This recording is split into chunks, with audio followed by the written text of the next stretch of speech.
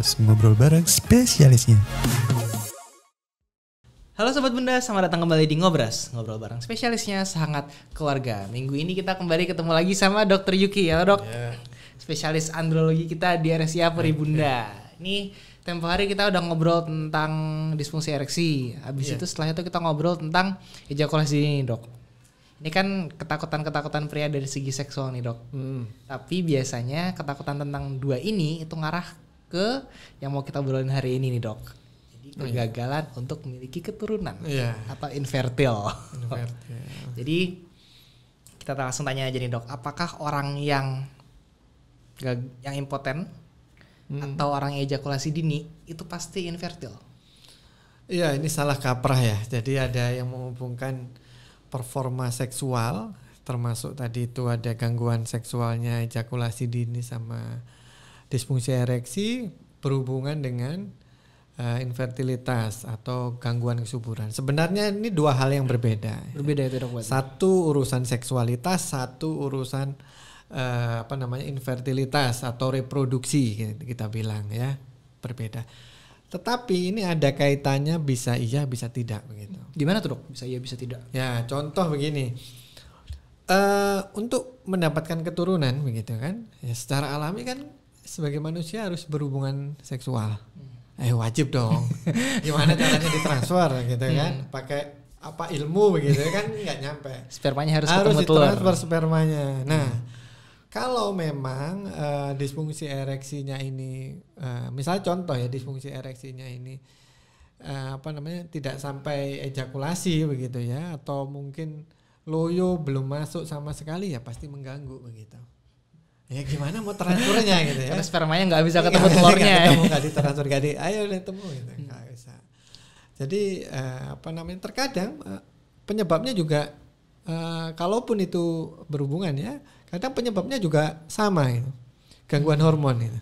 Kalau ini berhubungan ya, kadang hormon testosteron terutama kalau dia rendah, secara performa seksual ereksinya terganggu, kesuburannya juga terganggu, produksi spermanya itu tentang disfungsi ereksi. Berarti itu bukan, dua-duanya ini jatuhnya bukan mandul, bukan kemandulan, tapi memang mengganggu secara seksual sehingga menghambat tadi sperma jadi nggak bisa ketemu sel telur tadi itu ya dok ya? Iya, nggak bisa transfer. Nggak bisa transfer. Ya, pinjam 100 itu nggak bisa. Terus kalau misalkan sebaliknya gimana dok? Apakah orang yang mandul itu pasti mengalami impotensi atau ejakulasi dini? Oh ya, tadi tentang ejakulasi dini belum ya. Kalau ejakulasi dini terkadang itu asal tidak berat ya, asal tidak tipe 1 begitu. Ya, artinya kalau sepanjang masih bisa masuk ke dalam ejakulasinya meskipun 1 menit dok, tapi masih masuk ya, itu ya tidak ada masalah. Kadang ada orang ejakulasi dini anaknya udah 2 gitu. Padahal hubungan seksualnya cuma 1 menit, 2 menit, 1 menit, 2 menit ya. Karena mending transfer tadi itu ya dok ya. Masih mending mana ya? Mending ejakulasi dini. Ejakulasi dini masuk loh ya. Tapi kalau memang ejakulasi dininya belum masuk, udah ejakulasi dini, nah itu baru berhubungan. Itu harus diberesin dulu itu. Gitu. Ya. Itu dok, kalau misalkan kita balik gimana? Apakah orang yang mandul, yang infertil itu pasti mengalami disfungsi ereksi atau mungkin ejakulasi dini? Oh belum tentu dong. Belum tentu juga. Belum tentu. Jadi yang ada irisan antara infertilitas atau kemandulan gitu ya, atau gangguan kesuburan dengan disfungsi ereksi atau ejakulasi dini, irisannya paling hanya 10% aja. Kecil ya? Kecil. Tetapi sangat mengganggu ketika sedang program gitu ya. Sudah dikasih jadwal sama dokternya, nanti berhubungan tanggal sekian, datang ke saya, dok saya gagal ereksi. Waduh, lewat telurnya sudah ovulasi sudah. Masa subur sudah lewat gitu. Berarti memang mengganggu di program berbantu gitu ya dok ya? Betul. Programnya mau alami mau berbantu. Nah kadang berbantu, istrinya sudah misalnya di bayi tabung, yang istrinya sudah diambil sel telurnya gitu, suaminya gagal ereksi. Berarti memang ada irisannya, memang bisa saling bertemu, tapi jatuhnya nggak pasti ya. Jadi orang yang mandul belum tentu disfungsi ereksi dan belum tentu ejakulasi dini. Terpisah itu ya berarti? Terpisah, irisannya paling 10% aja. Kemandulan ini berarti dilihatnya bukan dari performa seksualnya, tapi dari kualitas sperma itu dok? Betul ya. Jadi terkadang ada orang yang performa seksualnya bagus begitu, tetapi dia ada gangguan kesuburan, spermanya kurang sekali begitu. Ya. Jadi tidak berhubungan, bisa ya bisa tidak gitu. Ini kok nggak salah dulu kita pernah ngobrol juga nih ya dok ya tentang kualitas sperma ya. Oh iya pernah kita singgung. Nah sperma yang perkasa kita juga pernah ada episode ngobrolnya, bisa dilihat di atas ini. Terus dok kalau misalkan mau diperiksakan itu ya dok ya. Kira-kira kalau orang yang kelihatan sehat, yang rajin olahraga itu aja masih bisa mandul. Sebaiknya kapan ke dokter untuk memastikan gitu dok? Apakah jangan saya infertil gitu? Ya, jadi kesadaran pria ya sekarang agak lumayan ya. Agak lumayan ya. Takut nanti nggak punya anak, takut. Karena apa? Terkadang menikahnya sudah usia di atas 30. Jadi kayak langsung screening sebelum menikah begitu. Waduh, jangan sampai telat nanti begitu ya. Nah,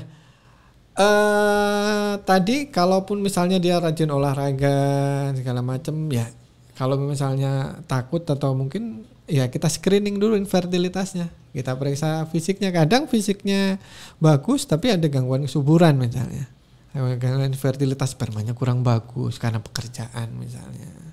Berarti diperiksakan segera gitu nggak apa-apa ya dok? Nggak apa-apa, boleh, nggak ada masalah.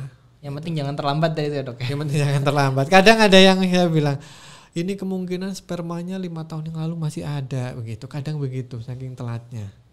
Itu biasanya di usia berapa itu dok? Dihitung terlambat itu biasanya, bukan terlambat ya, ditakutkan terlambat.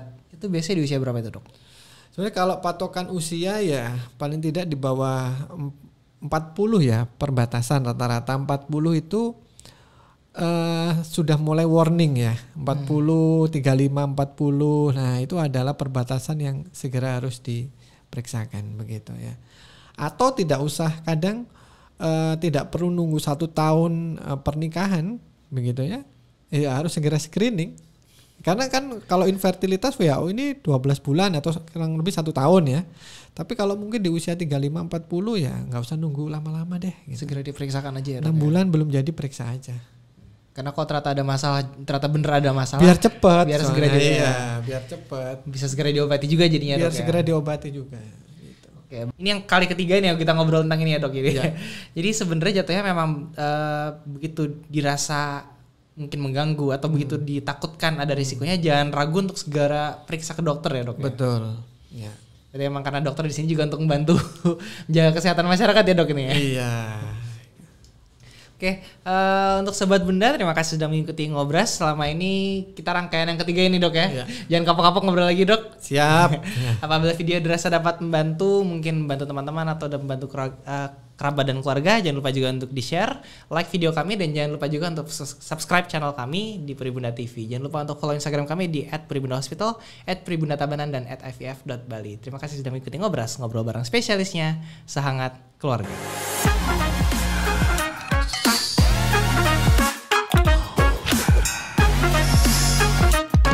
Ngobras, ngobrol bareng spesialisnya.